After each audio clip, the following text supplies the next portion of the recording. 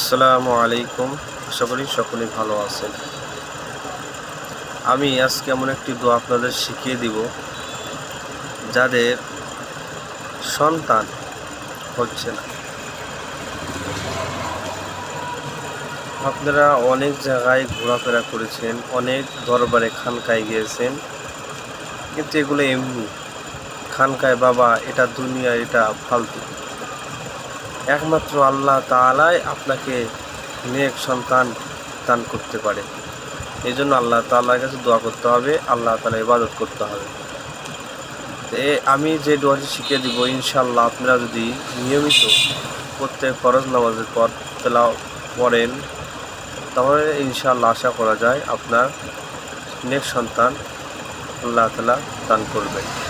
দোয়াটি হলো, রব্বি হাবলি মিন লাদুনকা যুররিয়াতান তাইয়্যিবাহ ইন্নাকা আনতাস সামিউদ দুআ।